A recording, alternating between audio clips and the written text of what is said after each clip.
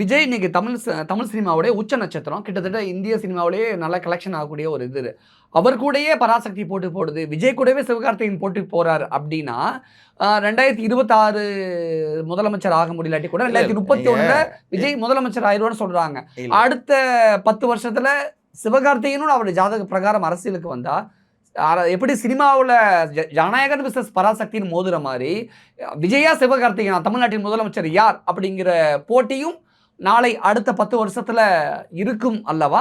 நீங்க உங்க யூடியூப் ட்ரெண்டிங்காக நீங்க இல்ல என்னோட இயல்பான கேள்வியா தான் அதை நான் கேட்கல. இல்ல அதாவது இது ஒரு அபத்தமான கேள்வி. என்னன்னா இன்னைக்கு முதலமைச்சர் போஸ்ட்டை வந்து நம்ம யார் வேணாலும் வரலாம் என்று இன்னைக்கு யூடியூப்லலாம் பேசிகிட்டு இருக்காங்க. அந்த இடத்துக்கு நான் கீழே போக விரும்பலை. விஜய் அவர்கள் அதாவது முதலமைச்சர் என்ற பதவிக்கு வருவதற்கான சாத்தியக்கூறுகள் அவருடைய ஜாதகத்தில் இல்லை.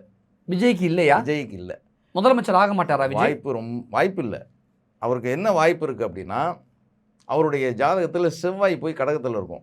அதனால என்ன நடக்கும்? கடகத்தில் செவ்வாய் இருந்த அரசியல்வாதிகள் யாருன்னு எடுத்துக்கிட்டிங்கன்னா, வைகோ, ஐகே குஜ்ரால், மன்மோகன் சிங் போன்றவர்கள்லாம் கடகத்தில் செவ்வாய் இருந்தவர்கள். இப்போ மன்மோகன் சிங் பிரதமர் ஆயிட்டாரு, ஐகே குஜ்ரால் பிரதமர் ஆயிட்டாரு. அப்போ ஏன் இவரால் பிரதமர் ஆக முடியாது, ஏன் முதலமைச்சர் ஆக முடியாது அப்படின்னு நீங்கள் ஒரு கேள்வி கேட்டிங்கன்னா, ஐகே குஜ்ரால் பிரதமர் தான் ஆனார். ஆனால் கட்சியினுடைய தலைமை வேறு. சரி, நியமன பதவி அது.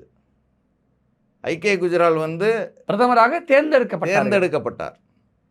அதே போல மன்மோகன் சிங் மக்கள் தேர்ந்தெடுக்கல.